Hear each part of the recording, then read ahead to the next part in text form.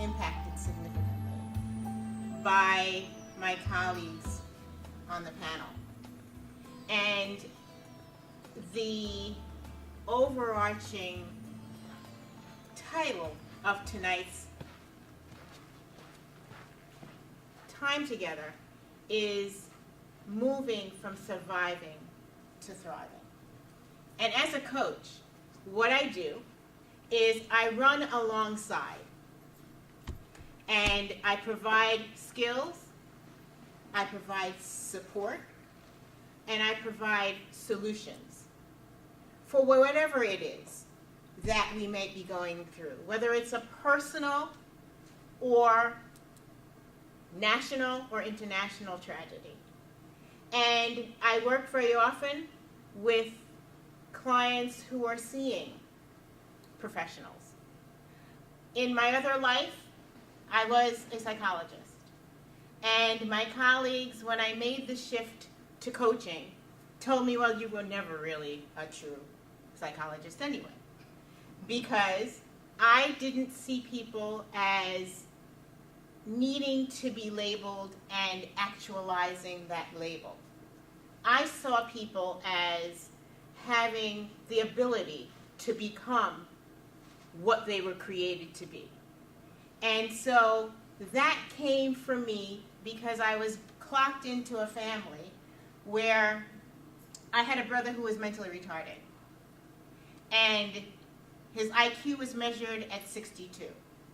And so given that, he had definite limitations.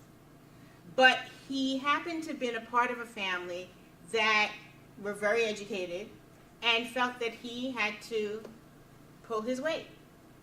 So my parents, who died at 86 and 92, would set the bar, and John would excel it. And they'd set it again, and he'd exceed that.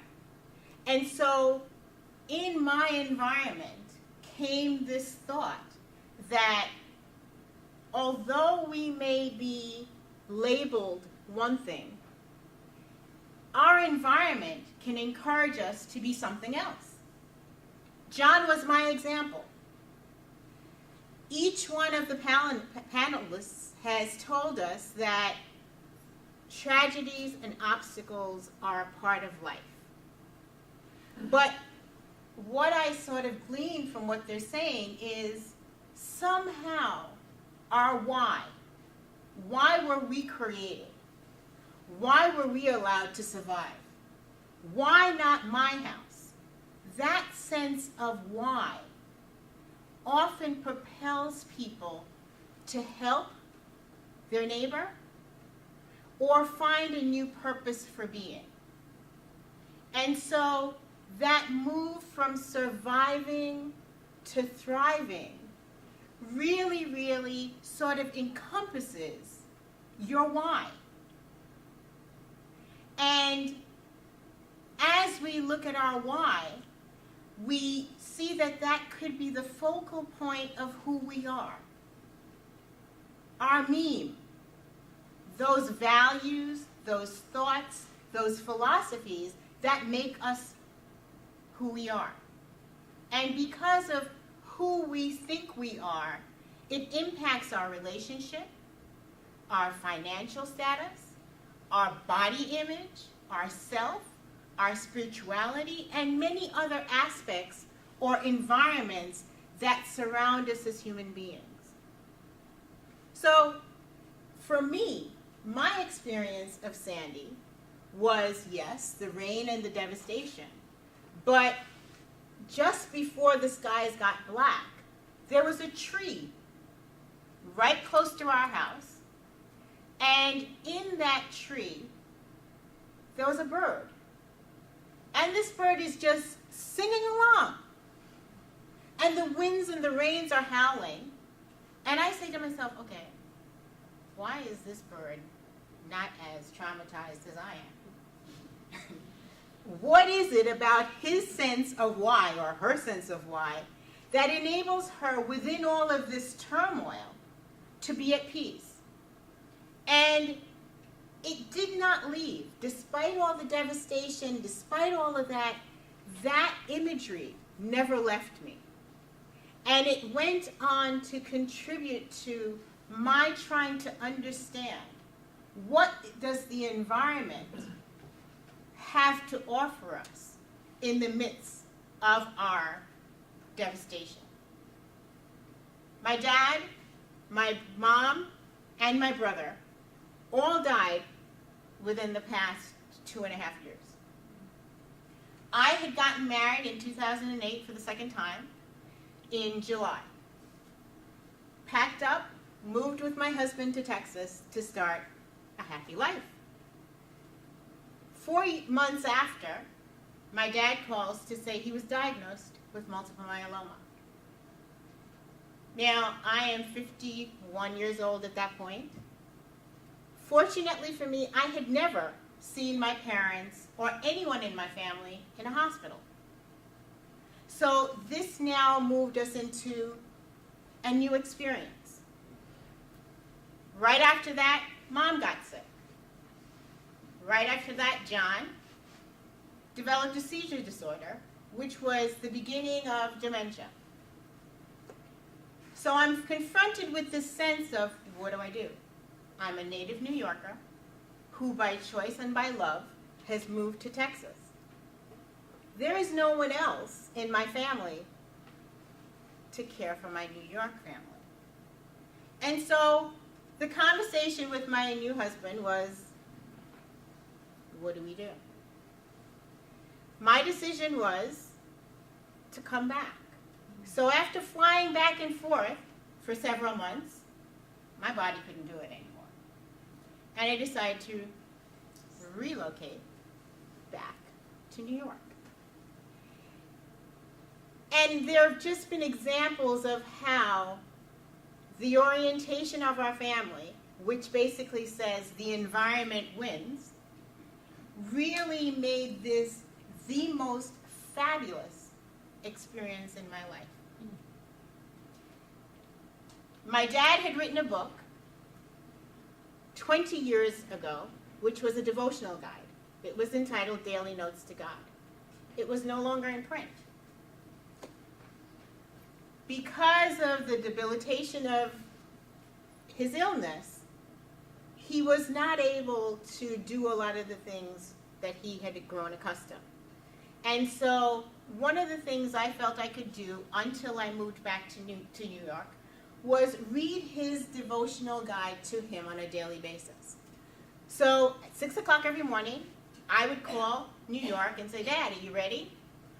And we did this for a couple of months. Well, one morning, the phone rings at 5 o'clock in Texas, and I panic because a call at 5 o'clock in the morning could only mean one thing. It was my dad on the other line saying, Janet, are you ready? And I said, ready for what? Our devotional time. This book that was now out of print had begun to be his support. And it was now blessing him in a new way. Sidebar, when the book was initially brought to print, I didn't like how it was formatted. And in the back of my mind, I said, somehow, some way, I'm going to reformat this book. Because Dad's idea was to do it from 1 to 365 rather than calendar and day.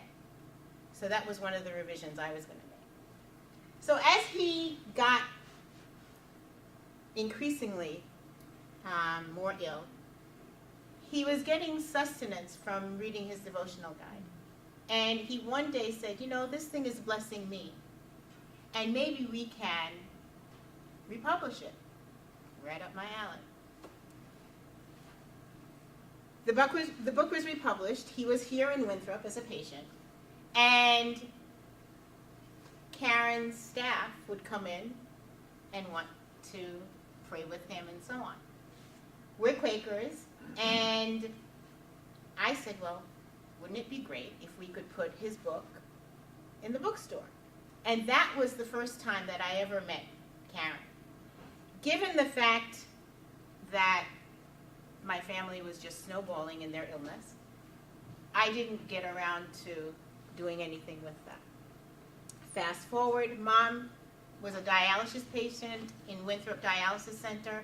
She passed away last Mother's Day. And Karen and her staff decided that they were going to do a memorial service for patients that had passed in the memorial center, in the dialysis center. Karen and I reconnected. And that is why I'm here today. So there are times in life where we don't understand. But if we rely on the fact that the environment of which we are a part supports us, and there are things individually and collectively that are here for your support, if only we choose to seek them. That process of moving from survival to thriving can begin. I think if we each look at times in our lives where we have been victorious, been successful, and overcome something, we can really sort of look within ourselves and see that the environment has supported us in some way. We've turned on the radio and we've heard one phrase, one word that lifts us from a place of despondency to a place of hope.